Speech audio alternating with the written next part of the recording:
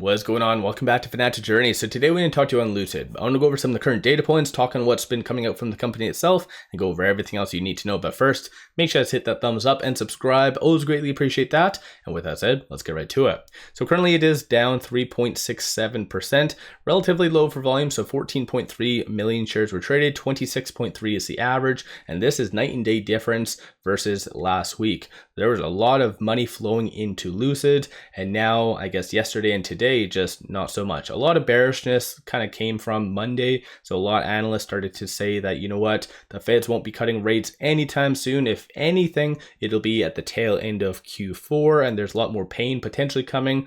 So I think that's kind of sinking into the broader market. And as a result, Lucid and many other growth stocks are kind of getting hit quite hard. There's a couple of things that did come out from Lucid, one of which was this. So Lucid 𝗪𝗡𝗡𝗘𝗖𝗧 named to Car and Driver's 10 Best list in its first year of eligibility.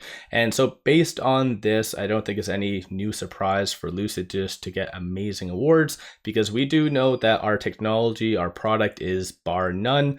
Production and sometimes the actual demand, but that's associated to the price, that's kind of up for question and debate sometimes, but the product is absolutely amazing. So no doubtably the 𝗪𝗡𝗡𝗡𝗧 was named the best vehicle out there. So I think that's a fairly good thing. Over and above that, Lucid also came out with this today. Lucid Air model line updates offer customers more freedom with the power of choice and greater flexibility. So it goes over, I guess, the four models. So there's the 𝗪𝗡𝗡𝗡𝗧, the Air Touring, the AGT, and the Air Sapphire. So, and I guess in the near future, potentially the Gravity as well. So when it comes down to this, I think this is a fairly good thing that you can kind of customize, such as get a heated seats on the 𝗪𝗡𝗡𝗡𝗧, and as well, like for instance, a metal roof on the Air Touring. There's a lot of customizations that they do bring up here, and I think that might entice some investors to jump in, maybe associated to the Pure, especially with it being the lower priced model.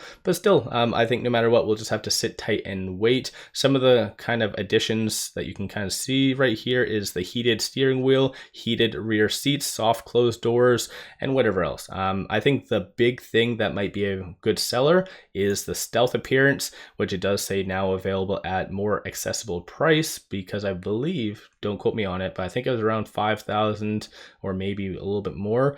And obviously, I guess people were complaining about that or whatever. So I think no matter what, this is a good thing to have the stealth appearance accessible and customizable on any of them, because I do believe that they've kind of talked on that in the past. They haven't really brought it up, obviously, every single earnings, but they have stated that there's a lot of demand for the stealth. So who knows? We'll just have to sit tight and wait to see if this is a good marketing plan for Lucid bigger picture. But no matter what, I think, like I said, our products are bar none. Just they need to figure out some things behind the scenes just to entice investors to jump on board. So recently they did the points about the whole, I guess, money off and referral program, and as well the whole damn duffel bag. I have brought that up in the past. I still have yet to see what that damn duffel bag looks like, and if it's just full of money, because I don't know why someone would choose $1,400 off or $1,200 off or whatever the prices are, and then when you buy a $250,000 vehicle you get a duffel bag. Kind of doesn't seem proportionate, but what do I know? Over and above that, though, it looks like Sultan did post this on Twitter. So there was a car show, and still I think this is my problem. I brought this up during my last video. Some people were saying that the Lucid website does in fact show updates or events going on, and I double checked for the life of me. This is their event page, and it shows previous events, so it shows everything here, but it doesn't show anything upcoming. So I don't know where you guys are seeing that. There was, I think, a lot of international ones, more so I guess in Europe and the Middle East, on events, maybe pop-up studios. I remember some people bringing some stuff up, but technically, like I said, like you do not see any upcoming events. So maybe there is another web page that people are looking at, but this is lucidmotors.com and then /events. So once again, maybe I'm just dumb, who knows? So going over some data points, starting off, there has been no recent analyst ratings. So last one was done by Chris Pierce, Needham, and